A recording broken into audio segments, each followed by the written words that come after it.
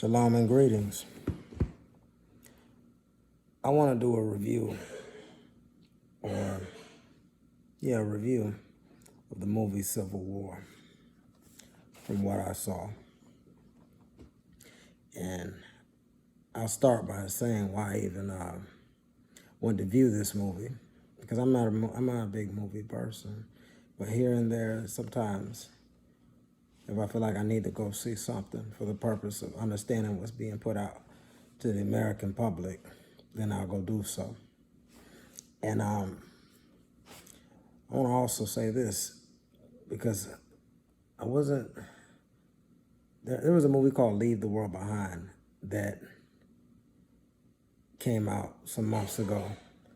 And there was a lot of controversy and, people talking about it on the internet. And I never wanted to see it or try to watch it on Netflix or whatever. But one of my close friends, he told me he went and saw the Civil War movie. He told me it was triggering. And I said, because for him to say that, it means it was. He wouldn't normally say something like that. So I said, okay, I need to see this. So I was trying to find it on the internet and realized it wasn't playing on the internet. So I went and started seeing where it was playing in theaters and stuff. I normally don't go to theaters. But I couldn't, there was no way for me to watch it right then and there. So I ended up watching Leave the World Behind with my wife. And that was a very disturbing movie for many, so many reasons. There's a lot of fear in that movie. Some of it I believe natural, and then some of it was manipulated, like, people manipulating, playing on the psychology of people, going after people's insecurities, people's hidden worst fears and things like that. Just really touching certain areas of the American psyche based upon historical events that cannot be erased from this country's history. Okay. Anyway, the reason I bring that up is towards the end of that movie, one of the staples, the characters, one of the most important characters in the movie, he said the goal of all this, what they were experiencing with the cyber warfare, was civil war. He said, a coup d'etat.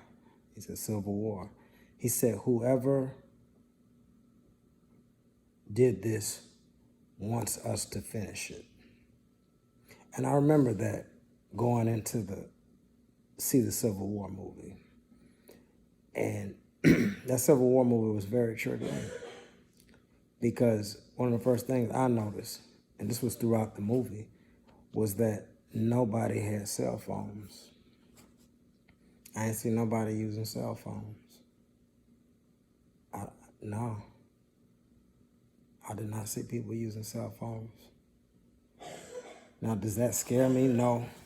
Because on the flip side of that coin, I also saw people interacting with each other in a way that is very different from the times that we're living in now. I saw people having a deeper connection with each other because they weren't too busy trying to record something to put online. Okay. That's why I really don't try to keep up with the algorithm and make a bunch of videos and stuff. I don't want to live like that. I don't think the most precious moments of your life should be just like flung out there for anybody to view them, speculate on them, react to them. I mean, that's just me. That's my opinion. But I was born in '86, so my world was different coming up. So that's one thing.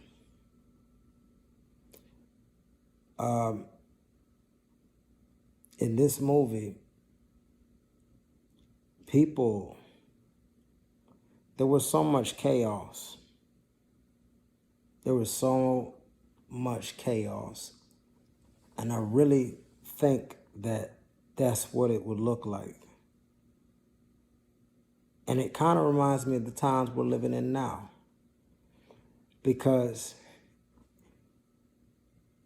with all the destabilization and craziness going on in our country politically, domestically, and internationally, you have people that are actively opinionated about it or involved in the thought of it. They see it, they acknowledge it, and they are expressing that, whether they believe or they stand for one side or stand for this side or have their own completely independent stance on what's going on in this country.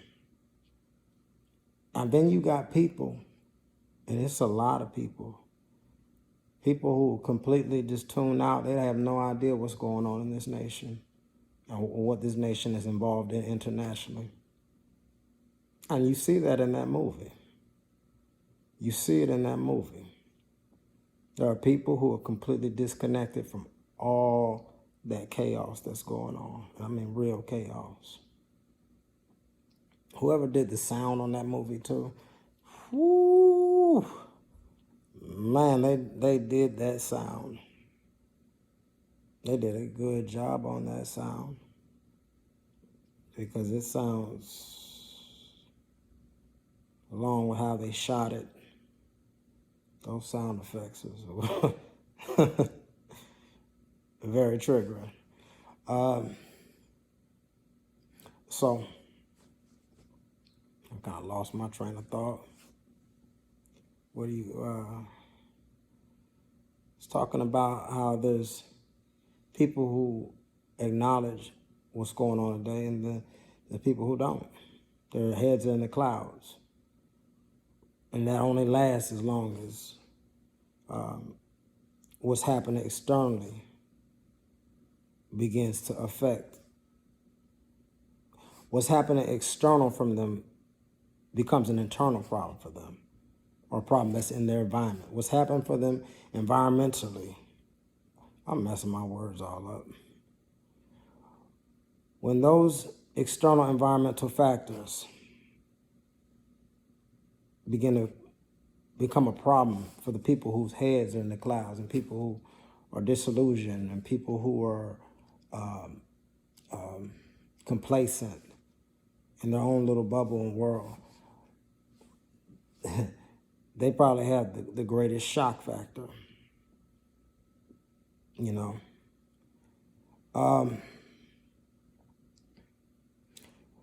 Another thing in this movie that made the appearance of chaos so great too is that you didn't know who anybody was. You did not know who anybody was. And I'll tell you something that was really crazy. Seeing the United States military divided like that, going against each other, doing unspeakable things to civilians. Oh, that was terrible. That was terrible. And everybody that was an active combatant in that movie. So I noticed something too. Them press people, and I think it was smart. I thought about that. I said, how come they don't pick up a strap? How come they don't pick up something to defend themselves in some of these situations?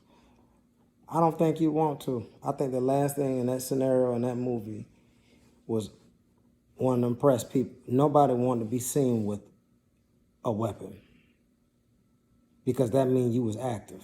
That means you was a part of the fight on some side, and somebody was trying to take you out.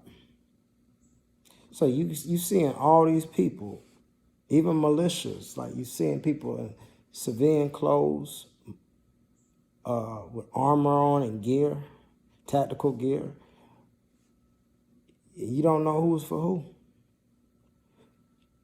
And everybody's trying to take each other out. And I ain't seen one hostage taken in that.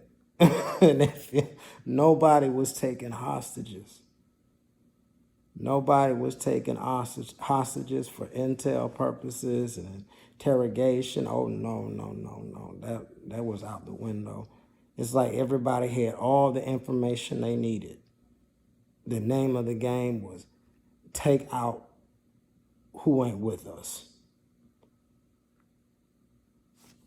And sometimes that meant even the press. Sometimes that meant the press. There were several times that people were trying to take out the press. Sometimes because they didn't know that was the press, and sometimes because they didn't care. They had their people behind weapons were making their own rules and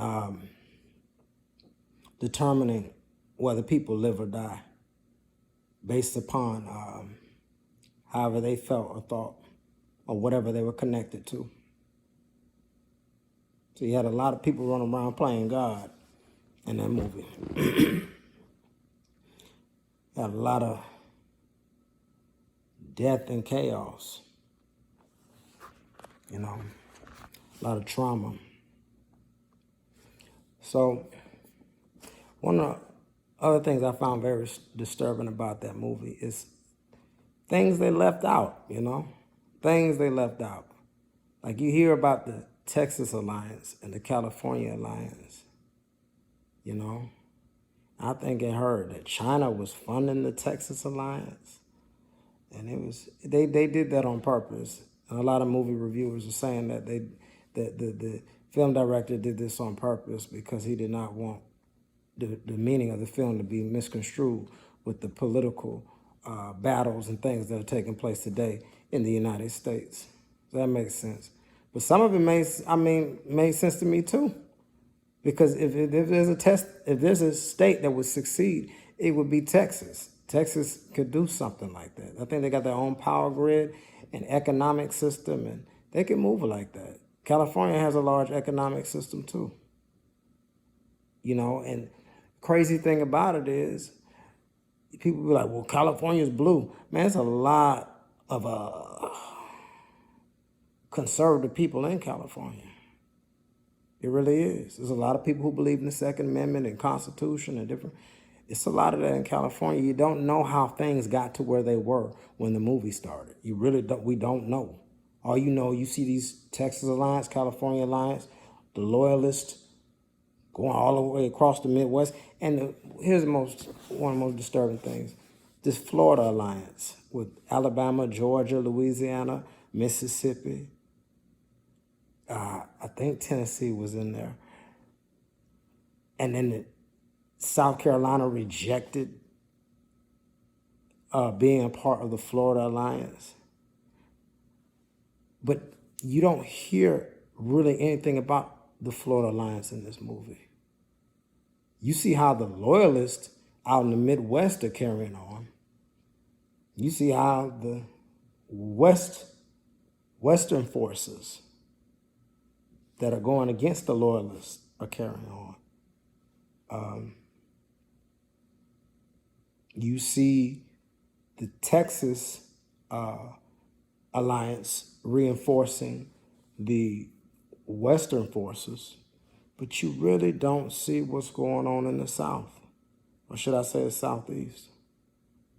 You don't, and I thought about that. I said, man, knowing some of the things I know, about the Southeast of the country and the history, and it's like, man, what was going on down there?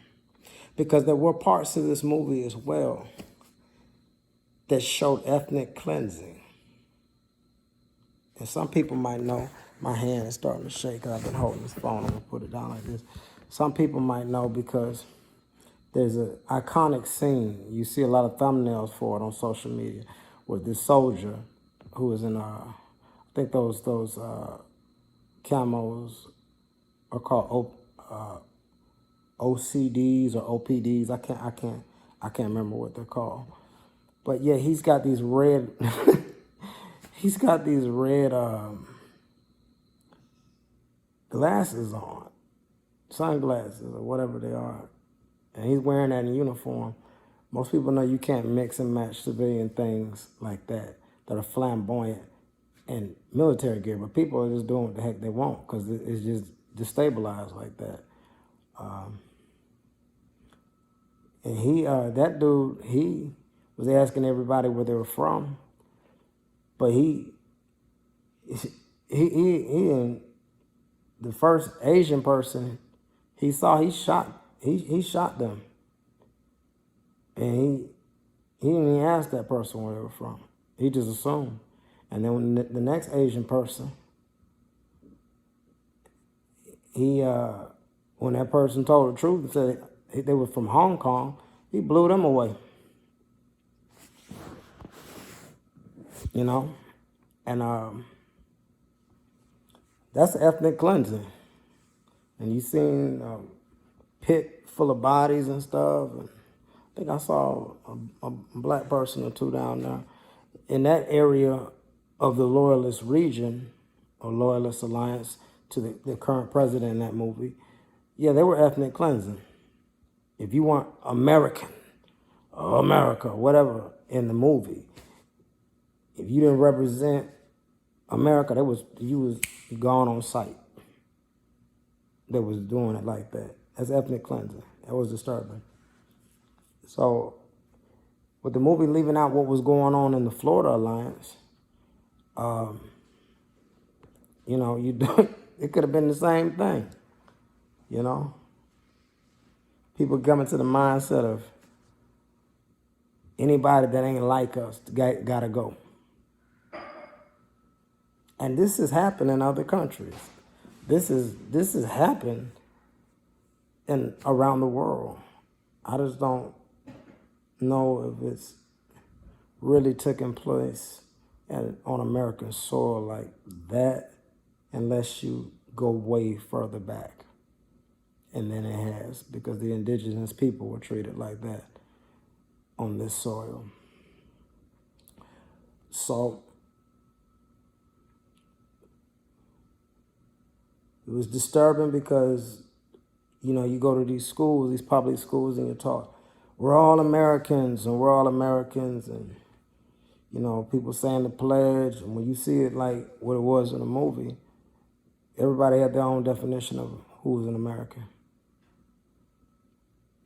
So there was definitely, the Western forces, they had a mixed group of people. You seen all kinds of people in that military element that was going against the loyalists, siding with the president. Yeah, you seen all kinds. It was a great diversity. That spoke loudly.